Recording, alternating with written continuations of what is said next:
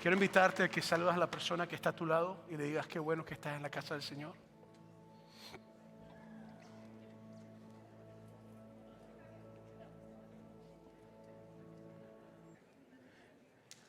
Y para aquellos que no me conocen, soy el pastor Moisés Bejarano y tengo el privilegio de trabajar con un equipo increíble pastoral que estamos constantemente haciendo lo que tenemos que hacer para ser de bendición, para tu vida y para la comunidad. Muy bien. Antes de empezar a predicar, quisiera hacer 3 anuncios sencillos. El primero es, todos los hombres, les voy a pedir si se pueden quedar con nosotros, el grupo de hombres. Al finalizar el servicio queremos tener una reunión no más de 15, 20 minutos. Queremos hablar con todos los hombres de la iglesia. Si usted es hombre, nació hombre, es hombre y se va a morir hombre, por favor tome la oportunidad de reunirse con todos los hombres de la iglesia por unos 15, 20 minutos máximo. ¿Okay? La segunda cosa es que este miércoles comienzan 2 clases increíbles. Una es a solas con Dios, la va a estar dando Juan Carlos. Y va a ser una clase que habla acerca de pasar tiempo con Dios devocional, pasar tiempo de oración, y es acerca de lo que Dios hace cuando nos metemos con Él. Todos nosotros tenemos una historia. A veces son historias muy tenebres, muy dolorosas, pero en medio de la historia el Espíritu Santo sigue moviéndose y transformando, y es en su presencia que nosotros podemos ser transformados. Y Juan Carlos está hablando de eso, pasar tiempo de oración y a solas con Dios. Así que comienza este miércoles por 10 semanas, a las 6:30 de la tarde comienza el grupo, así que no te la pierdas, por favor. La otra clase va a ser una clase sobre 10 personajes bíblicos, y va a ser sobre 10 personas en la Biblia y sus vidas y todas las cosas. Está dando Misael. Va a ser una clase que está muy buena los miércoles también. Ya sabemos que va a haber arraigado, Rure, si no lo has tomado, por favor, inscríbete. Y la otra es que el 17 de mayo comienza la tercera clase. Y es una clase donde hemos logrado invitar a un asesor financiero cristiano que va a estar haciéndonos el gran favor de darnos por 7 semanas una clase sobre finanzas de una perspectiva bíblica. Si usted fuera a reunirse con su oficina, costaría dinero, pero si usted viene aquí va a ser totalmente gratis todo. Entonces, no se pierdan estas oportunidades porque son buenas. A veces los hispanos no tenemos dinero para emergencia, no tenemos dinero para ahorros, no tenemos inversiones. Y le quiero decir que esta clase va a ser sobre eso y hacer una perspectiva bíblica. Entonces, no se la pierda. Muy importante, estas clases son importantísimas para que usted pueda participar y ser de ellas. Y el tercer anuncio es que vamos a estar teniendo la noche de oración, una noche de intercesión, que vamos a estar teniendo en mayo, y vamos a estar intercediendo especialmente por todas las necesidades, pero alguien especial va a ser por el pastor Sergio. Quiero invitar a la iglesia que ese domingo a las 5 de la tarde vengamos todos a interceder por la salud del pastor Sergio. Amén. Es muy importante que lo hagamos. Él está de pie todavía y está moviéndose y quedamos creyendo que Dios va a hacer cosas increíbles en su vida. Amén. Y estamos esperando a ver qué es lo que Dios va a hacer. Muy bien, la semana pasada comenzamos con una serie corta que llamamos Más allá de la tumba, y estamos hablando de lo que ocurrió después de la resurrección, porque el asunto es que siempre hablamos acerca de la cruz y de la resurrección, pero a veces no nos enfocamos en lo que ocurre después de la tumba. Y déjame decirte que después de la tumba es la historia tuya, es la historia de la vida de Jesús en ti, y es la historia como Cristo se mueve en nosotros. Entonces, para hacer eso vamos a entrar en el libro de los Hechos, que hemos titulado el libro de los Hechos, pero en realidad se llama, el nombre completo del libro de los Hechos es Hechos de los Apóstoles de Cristo. Y esto es la misión de Dios en los apóstoles que estaban siendo llamados por Dios, que tuvieron un encuentro con el Cristo resucitado y que fue empoderados por Él. Para hacer esto vamos a leer Hechos capítulo 1, versículos 1 al 3. Mira lo que dice. En el primer tratado, oh Teófilo, hablé acerca de todas las cosas que Jesús comenzó a hacer y a enseñar, hasta el día que fue recibido arriba, después de haber dado mandamientos por el Espíritu Santo a los apóstoles que había escogido, a quienes también, después de haber padecido, se presentó vivo con muchas pruebas indubitables, apareciéndose durante 40 días y hablándoles acerca del reino de Dios. Entonces, el libro de los Hechos fue un libro que fue escrito por un hombre llamado Lucas, y se lo escribe un hombre llamado Teófilo. Y lo que ocurre es que Lucas le dice, en mi primer tratado hablé de esto y en mi segundo tratado voy a hablar de esto. El primer tratado es un evangelio que se llama el Evangelio de Lucas, está en la Biblia. A lo mejor usted nunca lo ha leído, espero que lo haya leído, y si no ha leído, pues abra la Biblia, busque el Evangelio de Lucas, y ese es el primer tratado que está hablando Lucas. Y lo otro es, que es interesante en cuanto a Lucas, el autor del libro de los Hechos, es que de acuerdo a Colosenses capítulo 4, versículo 14, Lucas era un médico, era una persona que trabajaba con medicina. Y tú te puedes dar cuenta que en el libro de los Hechos, Lucas te explica el sangramiento de Jesucristo el libro de Lucas, te escribe el sudor mezclado con sangre y te presenta una perspectiva médica. En el caso del libro de los Hechos, Lucas te escribe muy meticulosamente. Te presenta con lujo y detalle toda la historia redactada por una persona que conocía medicina y que te estaba hablando de diferentes aspectos de educación. Entonces, en los primeros versos de Lucas se nos dice que Jesucristo se apareció a muchas personas en un transcurso de 40 días. Y creo que esto es importante, porque siempre hablamos acerca de que Cristo resucitó y se apareció a María Magdalena, las mujeres que estaban ahí, se apareció a los discípulos y se acabó. No, durante 40 días Jesucristo constantemente estaba apareciéndose a diferentes discípulos y a grandes multitudes. El mismo Pablo dice que un momento se apareció a más de 500.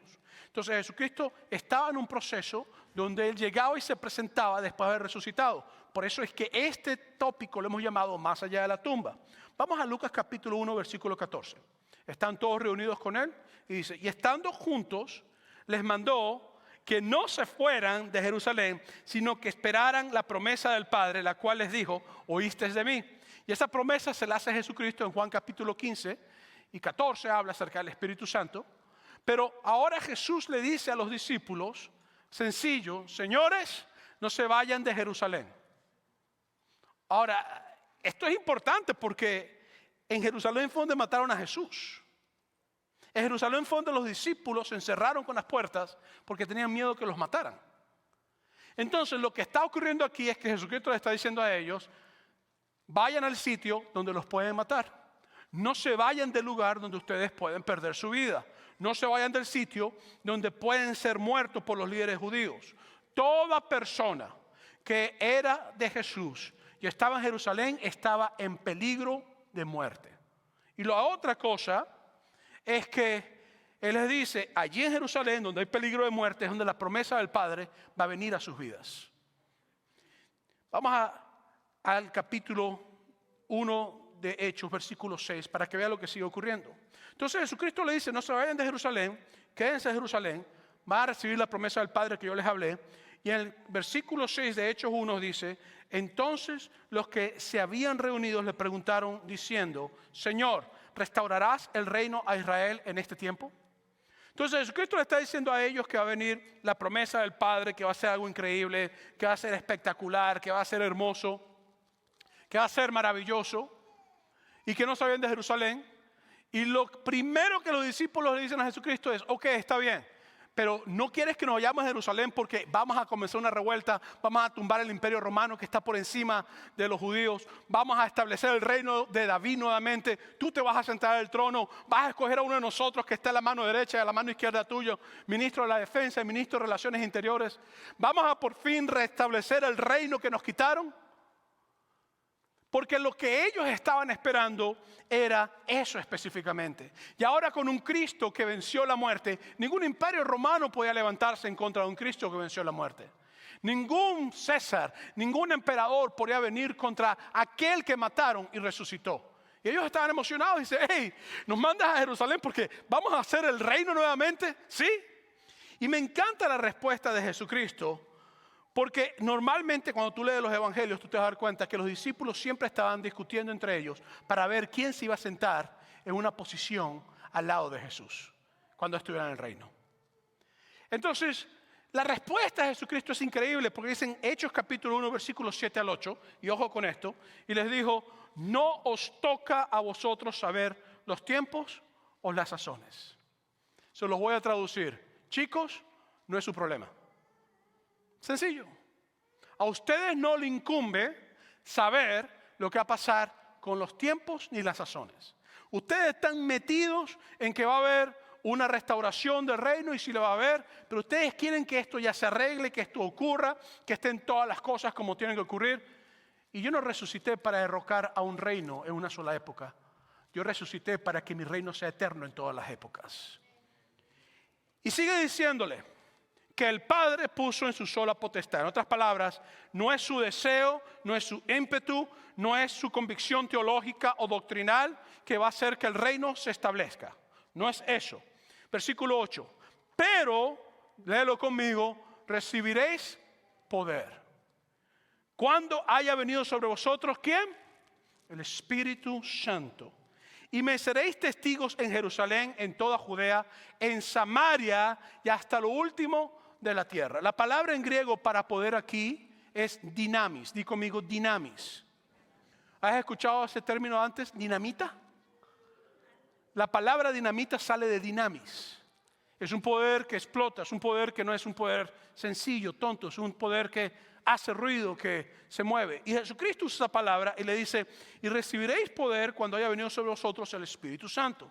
Entonces le dice, vayan a Jerusalén, no es tiempo de ustedes saber lo que va a pasar, nada más quiero dejarles saber que el Espíritu Santo va a venir sobre ustedes y va a venir con poder. Y después le dice, y me seréis testigos, digan conmigo marturían. Esa es la palabra en griego para testigos. Marturían viene de martus, martus es mártir. Entonces, cuando Cristo le dice a ellos, me seréis testigos, lo que está diciendo, ustedes van a estar en una posición visual donde vieron lo que ocurrió y sus vidas van a ser puestas por lo que ocurrió. Y exactamente así fue, todos ellos murieron como testigos de que Cristo había resucitado. Y Cristo le dice, recibiréis poder para ser testigos. Quiere decir que cuando el Espíritu Santo viene sobre nosotros, viene un poder donde se nos quita el miedo de hacer las cosas. Y se nos quita el miedo hasta de morir por Cristo. Y después dice, y me seréis testigos en Jerusalén. En Jerusalén crucificaron a Jesús y había peligro de muerte. En Judea persiguieron a los cristianos como locos. En Samaria, los samaritanos eran una mezcla de judíos con árabes y diferentes tipos de personas que no eran judíos, y los judíos odiaban a los samaritanos y los samaritanos odiaban a los judíos. Y Cristo les dice, les voy a dar poder para que no odien más a las personas y puedan hablarle a aquellos que les odian. Les voy a dar poder para que vayan a predicar donde los van a matar. Les voy a dar poder para que vayan a predicar donde los van a perseguir. Les voy a dar poder para que no haya más discriminación racial entre ustedes. Y después le dice, hasta los confines de la tierra. Ahora, recuérdate que los líderes de Jesús en ese momento, o las personas que le está llamando, eran simples pescadores de la región de Galilea. Y déjame explicarte lo que era Galilea. Galilea era una de las zonas más insignificantes dentro del reino judío. De hecho, decían que de Galilea no salía nada bueno. Y Cristo escoge a discípulos que eran de Galilea. Y ahora Jesús le dice, ustedes que son de Galilea, que todo el mundo ve como insignificantes, personas sin letras, personas fatuas, personas que no tienen valor, que no tienen conocimiento, van a recibir poder para ir hasta lo último de la tierra, donde hay filósofos, matemáticos, científicos, donde hay reyes, gobernantes, gente estudiada, gente con poder, gente con dinero, para ser testigos de mi resurrección. Van a recibir poder. Y creo que esto es importante porque lo que la palabra me está diciendo es que cuando el Espíritu Santo viene sobre nosotros, pasa lo mismo que ocurrió en Lucas capítulo 4, donde Cristo se paró y dijo claramente, porque el Espíritu de Dios está sobre mí. Por cuanto me ha ungido, es decir, me ha capacitado, ha derramado su unción, su aceite sobre mí. ¿Para qué? Para sanar a los pobres, para sanar a los enfermos, para libertar a los pobres, para dar el evangelio, las buenas nuevas, para dar vista a los ciegos, para libertar a los cautivos, para anunciar el evangelio a los pobres. Entonces lo que está diciendo Jesús a los discípulos es que la misma unción que operó en él por el poder del Espíritu Santo, ahora va a operar en nosotros por el poder del Espíritu Santo. Y yo quiero que tú tengas esto en tu mente, porque la gente viene a Cristo y dice, bueno, yo soy del Señor, gloria a Dios, aleluya, hermano. Estoy en victoria. Oye, tú tienes poder por el Espíritu de Dios en tu vida. Pastor, que tengo una situación, ¿oraste? No lo estoy llamando a usted, pero tú oraste. No, pero es que usted es poderoso, pero tú oraste. Oye, la misma unción que hay en mí y en lo que estamos ministrando la tienes tú también. Porque el mismo Espíritu que opera en Jesús, que operó en nosotros, opera en ti también. El mismo Espíritu que operó en los discípulos está operando en ti también. Es el Espíritu Santo. Entonces sí, llámanos para orar contigo, pero ora tú también. Toma el poder de Dios en tus manos y di, yo tengo poder porque el Espíritu Santo está sobre mí. Y yo voy a hacer lo que tengo que hacer porque el Espíritu de Dios se está moviendo en mi vida. Y voy a caminar en la presencia de Dios y voy a tomar esa situación no por mis fuerzas, porque yo soy de Galilea, pero porque el Espíritu Santo de Cristo se mueve en mi vida. Y sigue diciendo en Hechos capítulo 1, versículo 9, después que le dice tan poderosa cosa, le dice, van a ir a Jerusalén donde los pueden matar, en Judea donde los persiguen, en Samaria donde hay problemas raciales o de discriminación, y a lo último la tierra donde son considerados la escoria del mundo. Mira lo que dice lo que ocurre. Y habiendo dicho esto, Hechos 1:9, estas cosas, viéndolos ellos, fue alzado y le recibió una nube que lo ocultó de sus ojos. Entonces, ¿qué fue lo que ocurrió después de la resurrección? Jesucristo los empoderó, le dijo que se fueran a Jerusalén donde los podían matar, le dijo el Espíritu Santo va a descender sobre ustedes y se fue para el cielo. Entonces, no es que Cristo solamente resucitó, es que Cristo también ascendió al cielo. Y esto es importante que lo sepamos. Hechos 1:10 al 11. Y estando ellos con los ojos puestos en el cielo, entre tanto que él se iba, he aquí se pusieron junto a ellos dos varones con vestiduras blancas, dos ángeles, igualito como sentaron dos ángeles a las mujeres de vestiduras blancas. Los cuales también le dijeron, varones, léelo conmigo. En otras palabras, esos muchachos esos chicos tenían en su mente, nosotros somos Galileos. Y los ángeles dicen Galileos. Dicen varones hay otras personas, otras palabras, personas que no tienen un concepto de que ustedes pueden hacer nada. Le dice, ¿por qué estáis mirando al cielo? Este mismo Jesús que ha sido tomado de vosotros al cielo, así vendrá como le habéis visto ir al cielo. Entonces ahora los ángeles le dicen a ellos, varones galileos que son considerados la escoria del mundo, así como lo vieron ascender a él, también lo van a venir a regresar. Ahora le habla acerca de la segunda venida de Jesús. Y les dice, así como lo vieron irse, lo van a venir volver. Por eso es que en Hechos capítulo 1, versículos 1 al 10, pasan cosas increíbles. Mira, nos presenta la resurrección de Jesús en esos 10 versículos.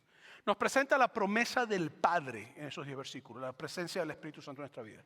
Nos presenta la ascensión de Jesús, que Cristo ascendió al cielo. Y después nos habla de su regreso, es decir, su segunda venida.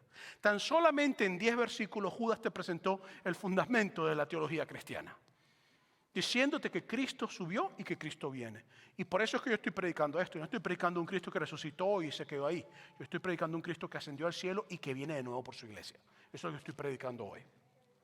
Entonces, Hechos capítulo 4, versículos 12 al 13, te habla acerca de cómo ellos creían esto. Ellos ya pasó la promesa del Espíritu Santo, ya están presos Pedro y Juan, y mira lo que ocurre. Y en ninguno otro hay salvación, porque no hay otro nombre bajo del cielo, hablando del nombre de Jesús, dado a los hombres en que podamos ser salvos, hablando que la salvación es solamente a través de Jesús.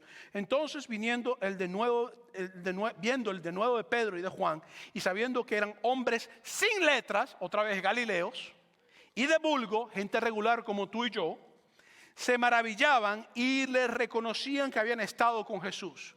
Entonces, lo interesante es que el Pedrito ahora está predicando y no tiene miedo a que lo maten.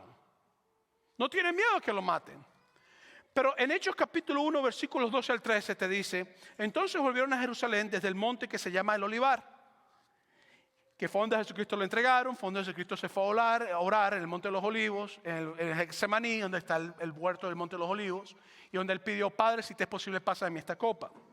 El cual está cerca de Jerusalén, camino de un día de reposo, y entrados subieron al aposento alto. Entonces ellos se fueron de allí y se fueron simplemente a tener un encuentro con Dios.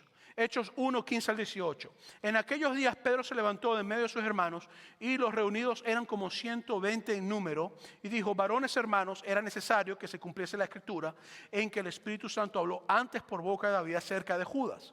Judas es el que entregó a Jesús, que fue guía de los que los que prendieron a Jesús y era contado con nosotros y tenía parte en este misterio. Este pues con el salario de su iniquidad crió un campo y cayendo de cabeza se reventó por la mitad y todas sus entrañas se derramaron. Se cree que Judas compró un campo donde había un risco, un precipicio, que hoy en día en Israel se dice que ese es el lugar donde Judas cayó muerto y donde hay árboles ahí. Y se cree que Judas se colgó de un árbol, se puso la soga al cuello y como no era lícito tocar a un muerto, se cree que cortaron la soga y se cree que el cuerpo cayó por el risco y se reventó. Entonces lo que sabemos es que Judas se ahorcó, pero al momento de caer se reventó, y es lo que está diciendo Pedro.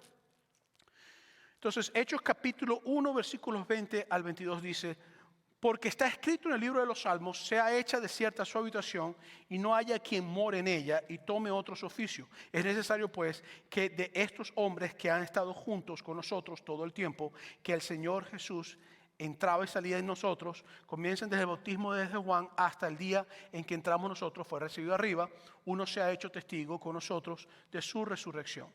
Entonces ellos ponen un criterio para ser parte de los 12, que hayan estado desde el bautismo de Juan con ellos, que haya visto el ministerio de Jesucristo, que lo haya visto morir, que lo haya visto resucitar y que haya visto a Jesús ascender. Hoy en día hay muchas personas que se llaman apóstoles.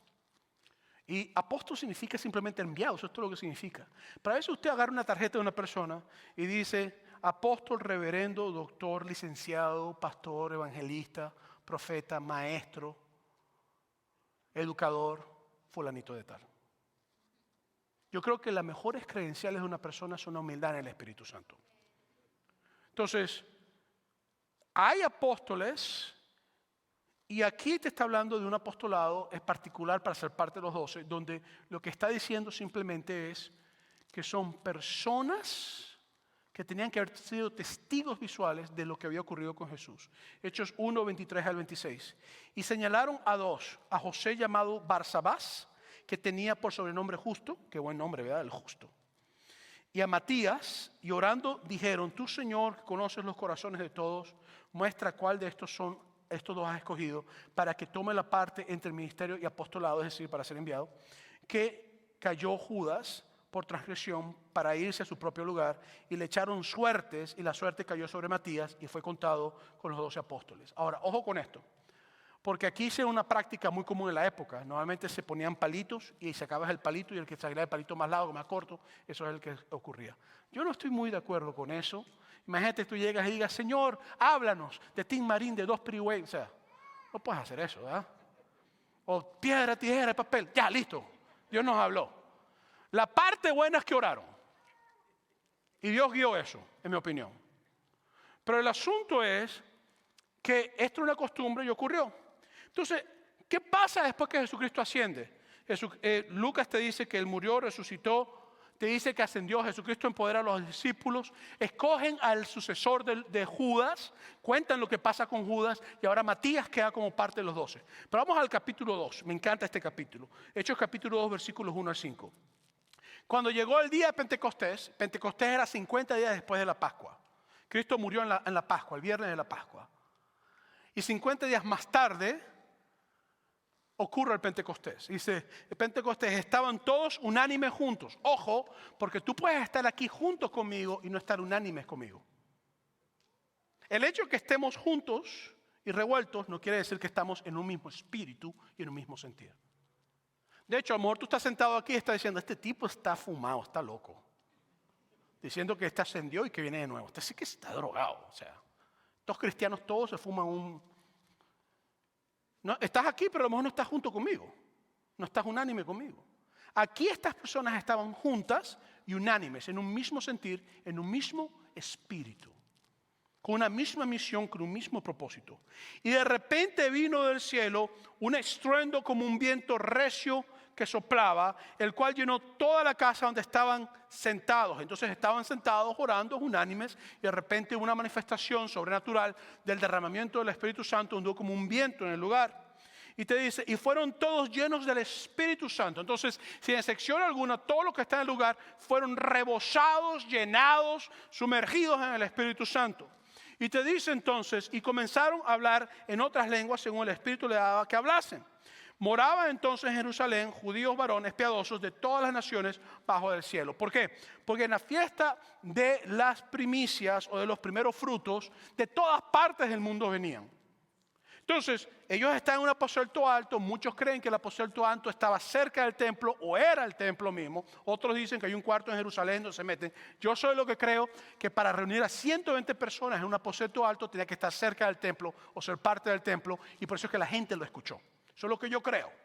Entonces, porque ¿qué casa vas a tener tú en aquella época que no sea el palacio del César o un palacio de un rey que te reúna a 120 personas? Eso es bastante grande. y que después te lleguen 3,000 personas y puedan entrar. Tiene que ser el templo. Muchos creemos que era el templo donde estaban. Entonces el asunto es que ellos están ahí y de repente empiezan a hablar en idiomas que ellos comprendían. Y lo que ocurre es, versículos 5 y 8 de Hechos capítulo 2 dice: moraba entonces en Jerusalén judíos varones piadosos en todas las naciones bajo el cielo, y hecho este estruendo se juntó la multitud. Por eso que digo que tenía que ser un sitio como el templo, porque en el templo solamente cabían 3,000 personas o más. Y te dice, se juntó toda la multitud y estaban confusos, porque cada uno les oía hablar en su propia lengua. Y estaban atónitos, maravillados, diciendo: mirad, ¿estás listo? Léelo conmigo.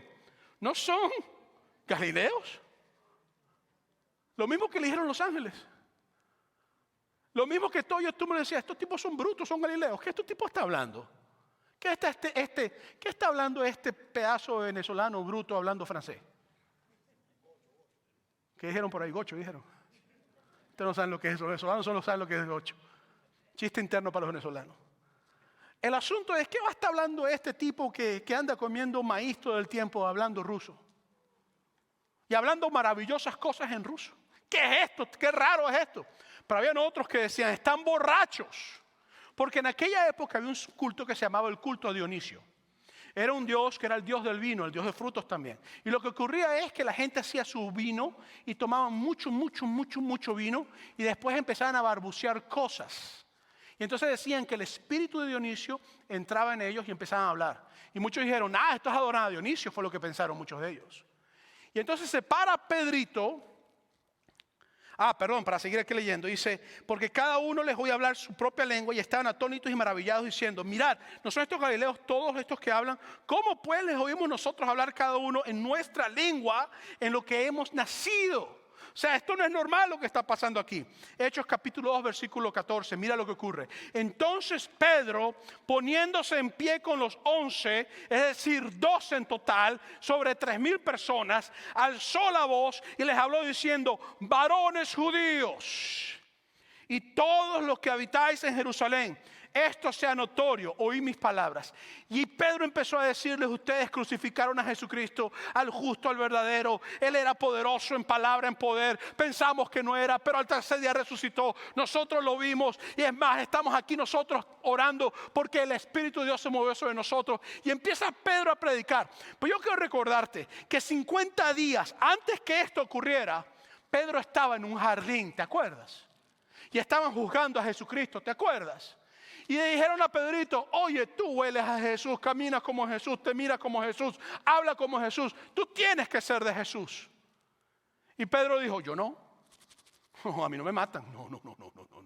Pero unos días antes, el día anterior, cenando con Cristo, le dijo, Señor, a donde tú vayas yo voy a pelear por ti. Y cuando fueron a agarrarlo, sacó la espada y cortó la oreja de Malco, el siervo del sumo sacerdote. Y al siguiente día negó a Jesucristo 3 veces.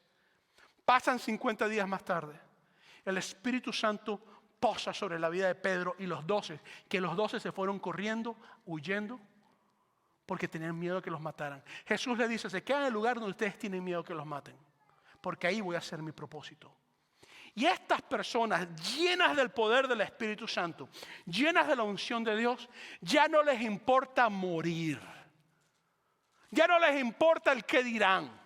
Ya no les importa lo que dice la familia. ¿Sabes lo que es difícil? Hacerte cristiano en una familia donde nadie es cristiano. Dice, ahí llegó el loco este. Ahí llegó el aleluya. Ahí llegó el que tiene la Biblia más grande. Cuidado, se te cae la Biblia y te revienta un dedo en el pie. Ay, esto es puro bibliazo, puro tira pura Biblia. Ahí anda en la iglesia. Imagínate, con todos esos locos ahí sentados. ¿Tú sabes lo que es difícil? Predicar en un sitio donde hay persecución. Eso es difícil. Yo tengo un primo que él por muchos años, más de 30 años, ha sido misionero en una zona donde no se puede predicar. Y cuando él llamaba o mandaba mensajes, era el negocio está bien, todo está bien. Y todo era subterráneo. Hasta el día de hoy está haciendo misión. Y por eso no digo el lugar ni digo el nombre, porque si lo digo y alguien lo ve, pues lo matan al pobre. Entonces me cayó la boca. El asunto es que yo quiero que comprendamos que cuando el Espíritu Santo viene sobre tu vida, de repente el miedo que tú tenías de predicar se acaba. De repente el miedo que tú tenías de hablar sobre Jesucristo se acaba. El Pedro, antes de la presencia del Espíritu Santo en su vida, estaba escondido llorando porque no quería confesar a Jesucristo. El Pedro, lleno por el poder del Espíritu Santo, y los 11 llenos del poder del Espíritu Santo, se pararon en 3,000, en el sitio donde mataron a Jesucristo, con los líderes que mataron a Jesucristo, y dijeron: nosotros seguimos a Jesús. ¿Y qué van a hacer ustedes? Porque hay algo que pasa cuando la unción del Espíritu Santo viene sobre tu vida. Te da poder para ser testigo, marturía, en Jerusalén donde pueden matarte, en Judea donde te van a perseguir, en Samaria donde hay discriminación social y racial, y en todas las áreas, y hasta lo último de la tierra, donde la gente dice: ¿y no son esos latinos los que están hablando? ¿Y por qué esos latinos hablan así? Y ese no es mexicano, ese no es colombiano, ese no es argentino. Chicos, pues estos tipos hablan maravillas de Dios increíbles. ¿Por qué? Porque hay algo especial que pasa cuando el Espíritu Santo viene sobre tu vida. Empieza a operar la presencia de Dios y la unción de Dios para ser instrumento en las manos de Dios. Y mira lo que pasa, Hechos 2, 41 y 42. Así que los que recibieron su palabra fueron bautizados, y se añadieron aquel día como 3,000 personas. ¡Wow! O sea, 50 días atrás, Pedro estaba acobardado, los 11 estaban acobardados. 50 días más adelante viene el Espíritu Santo sobre su vida y se convierte en 3,000 personas con ellos dos en un solo golpe. ¿Quién hace eso? ¿Ellos, los galileos? No. Es el Espíritu Santo en la vida de los galileos. ¿Quién hace eso? Tú, porque tú eres especial y yo soy especial. No, en mí no hay nada de especial, se los prometo. Pregúntele a mi esposa, ya sabe. Lo único que yo tengo especial se llama el Espíritu de Dios en mi vida. Y no solamente lo tengo yo, lo tienes tú. Óyeme, no tengas miedo de hablar. No tengas miedo de hablar, no tengas miedo de creerle a Dios, no tengas miedo de predicar, no tengas miedo de orar por los enfermos, no tengas miedo de anunciar el Evangelio. Hazlo con valor y con confianza. Entonces me gustaría presentarte 3 puntos rápidos para ayudarnos a amarrar mejor esto. Número 1, cuando estamos en ese momento de expectativa del Espíritu Santo, adora con expectativa. Adora con expectativa. ¿Por qué? Porque ellos vieron a Jesucristo ascender al cielo. Y lo vieron, y los ángeles dijeron: como lo vieron, así va a venir también. En Lucas capítulo 24, 50 al 53, que es el primer tratado de Lucas que hablamos ahorita, dice: después los llevó Jesús hasta Betania, allí alzó las manos y los bendijo, y sucedió que mientras los bendecía, se alejó de ellos y fue llevado al cielo. Está hablando de la ascensión de Jesús. Ellos entonces lo adoraron y luego regresaron a Jerusalén con gran alegría y estando continuamente en el templo alabando a Dios. Por eso que yo digo que fue en el templo, el aposento alto. Pero te dice que se fueron llenos de alegría. ¿Por qué? Porque ellos tenían una expectativa. Ellos estaban esperando que Cristo regresara. Y eso es lo mismo que te estoy diciendo a ti. Cada vez que nosotros tomamos la comunión, lo que estamos diciendo, agarramos el pan, agarramos el vino y decimos, partimos el pan, decimos: esto es el cuerpo de Cristo, tomamos el vino, esto representa la sangre de Cristo, hasta su venida. Estamos diciendo lo mismo que ellos decían. Estamos diciendo que Cristo viene por su iglesia. Es lo que estamos diciendo.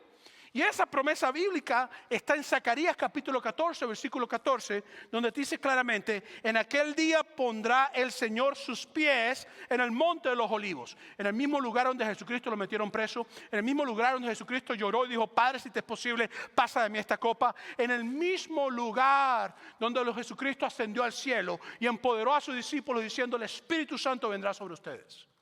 Dice en Zacarías: y en aquel día pondrá el Señor sus pies en el monte de los olivos. Y Zacarías está en el Antiguo Testamento, muchísimo antes que Cristo viniera. Que se encuentra al este de Jerusalén, y el monte de los olivos se partirá en dos, de este a oeste, y formará un gran valle, con la mitad del monte desplazándose al norte y la otra mitad al sur. Zacarías te está diciendo que cuando Cristo venga y ponga sus pies en el monte de los olivos, el monte va a ser dividido por la mitad.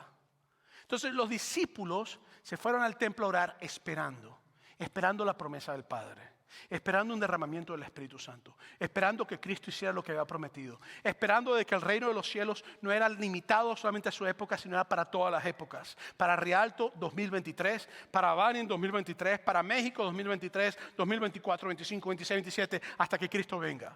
Y ellos se fueron esperando, llenos de alegría, gozosos, comprendiendo que la promesa que Cristo había dicho que iba a regresar se iba a cumplir. Entonces yo tengo que tener esa promesa. Yo no estoy predicando a un Cristo que no va a regresar, yo estoy predicando a un Cristo que va a regresar.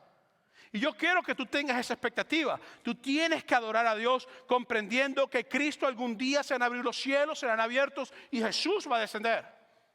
Esa es la promesa para mi vida y es la expectativa que yo tengo para mi vida. Es la expectativa que no viene de parte de mí, viene de parte de Jesús. Y los discípulos se fueron esperando esa promesa. Número 2, espera con obediencia. Porque ellos le dijeron a ellos, Jesús le dijo a ellos, váyanse a Jerusalén. ¿Y qué fue lo que ellos hicieron? Se fueron a Jerusalén. A veces hay personas que dicen, pastor, yo quiero ser misionero. Perfecto. ¿Para dónde quieres ir? ¿Para Irak? ¿Para Pakistán? ¿Para la parte de China que está siendo perseguida? ¿Para dónde quieres ir? Donde hay persecución que está matando a los cristianos. No, pastor, para Miami Beach. ¿Qué parte? Ya ves, en Miami Beach hace falta misioneros, ¿ok? Porque los que conocemos Miami Beach sabemos que allá hace falta palabra. Entonces, ¿vas a predicar? No, pastor, es que Dios me está llamando a evangelizar sentado en la playa frente a la orillita con una piña colada, pastor. ¿Y a quién le vas a predicar? Pastor, es que estoy esperando que los peces vengan a la playa, para orar por los peces que hay. Global warming, pastor, global warming, pastor.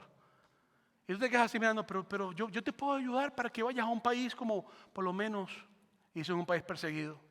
No, pastor, Dios es muy claro. Y también me dijo que tiene que darme por lo menos un salario como $8,000 para vivir en frente de la playa, porque eso es mucho trabajo, pastor. Muchas misiones difíciles, pastor. Ellos no hicieron eso. Jesucristo le dijo, vayan a Jerusalén donde los pueden matar. ¿Y qué hicieron ellos? Se fueron a Jerusalén donde los podían matar. Entonces, esto es importante porque espera con obediencia, porque a veces nosotros no queremos esperar con obediencia. ¿Tú sabes por qué? Porque no creemos que Dios cumplirá sus promesas. ¿Sabes por qué no queremos esperar con obediencia? Porque creemos que lo hará con todos menos conmigo. ¿Sabes por qué a veces no queremos esperar con obediencia? Porque tenemos un problema, queremos el control en nuestras manos. Y sentimos que si no lo hacemos nosotros no va a quedar bien hecho. Entonces tenemos que esperar con obediencia, porque esa obediencia me permite a mí soltar todo en las manos de Dios y decirle, aquí lo suelto todo y está en tus manos. Aunque sea ir al lugar donde nos pueden matar, pero fue el lugar donde podían matarlos, que el Espíritu Santo se derramó sobre ellos y ellos predicaron su primer mensaje después de tener miedo de haber negado a Jesucristo. Y se convirtieron 3,000 personas en el lugar donde podían matarlos. Y yo creo que esto es importante. Número 3, testifica con poder. Oye, mi hermano, oye, mi hermana, no tengas miedo de hablar. Tú a veces llegas a un sitio, buenas tardes, yo soy cristiano, muy por ti. ¿Qué dijiste? Que cristiano por ti. ¿Cómo es la cosa? Que cristiano por ti. ¿Que quién por ti? ¿Que vienen por ti? No, que quién por ti. Que Cristo murió por ti, no por ti, por mí. No, tú párate una persona y por supuesto, no. Mira, cuando yo estaba pequeño, antes de mis años de ateísmo, yo agarraba la Biblia y le caía golpe a los muchachos en la escuela para que se convirtieran. Y cuando pasaba yo por el lado de ellos, todos, ¡gloria a Dios! Y yo, si te veo diciendo una grosería, te caigo a golpe. Y me iba caminando. Eso no es lo que Dios te está diciendo que hagas. Lo que Dios te está diciendo a ti que tú hagas es que hables con pasión y con amor. Porque cuando el Espíritu Santo viene sobre tu vida, te da poder para predicar en Samaria. ¿Y tú sabes dónde está Samaria? Donde la gente no te acepta por la raza que tú eres o el grupo étnico que tú perteneces.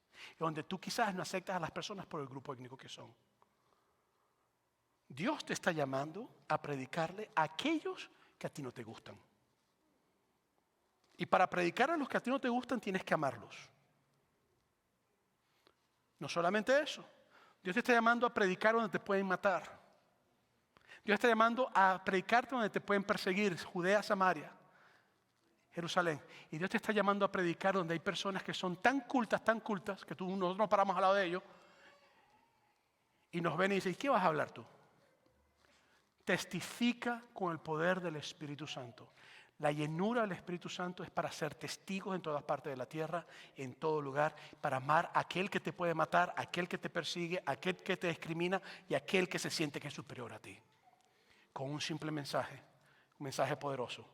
Cristo nació de una virgen, vivió entre nosotros, dio su vida por nuestros pecados, murió en una cruz, fue enterrado, al tercer día resucitó de la muerte, la tumba está vacía, Cristo nos empoderó con el poder del Espíritu Santo, ascendió al cielo y vendrá de nuevo. Ese es el mensaje. No hay otro mensaje aparte de eso. Y para hacer eso, tienes que saber que es con el poder del Espíritu Santo. Aquí hay personas que Dios está llamando a evangelizar, a ministrar. A mí no me importa si tú eres mujer o hombre, si eres joven o eres anciano, si eres niño o eres adulto, si tienes mucho conocimiento o no tienes conocimiento alguno. Es tiempo que adores con expectativa, es tiempo que esperes con obediencia y es tiempo que testifiques con el poder de Dios en tu vida. Te invito a estar en pie. Voy a invitar a los compañeros de oración y compañeras de oración que pasen al frente. Si tú eres un compañero o una compañera de oración, por favor, pasa al frente. Quiero invitarte en este momento, que si hay alguien aquí que no conozca a Jesús como su Salvador, si tú nos estás viendo en las cámaras y no conoces a Jesucristo como tu Salvador, me gustaría invitarte a que hagas una oración sencilla conmigo. Esta no es una oración mágica, es una oración de fe, que simplemente tú proclamas que Jesucristo, el Hijo de Dios, murió por nosotros en la cruz del Calvario. Por eso quisiera invitarte a que si tú estás aquí y tú quieres recibir a Jesús, nosotros queremos orar por ti. Queremos orar por cualquier necesidad que tú tengas. Queremos orar por cualquier circunstancia que tú tengas.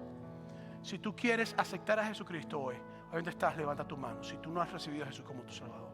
Si hay alguien aquí que no haya recibido a Jesucristo como Salvador, levante su mano para orar por ti en este momento. Si estás en las cámaras y quieres recibir a Jesucristo, haz esta oración conmigo donde estás. Señor Jesús, yo te pido de que tú me llenes, que perdones mis pecados. Te confieso como mi Salvador. Tú eres mi Señor. En el nombre de Jesús te lo pido. Te recibo como mi Salvador y mi Rey. En el nombre de Jesús, Señor. Amén.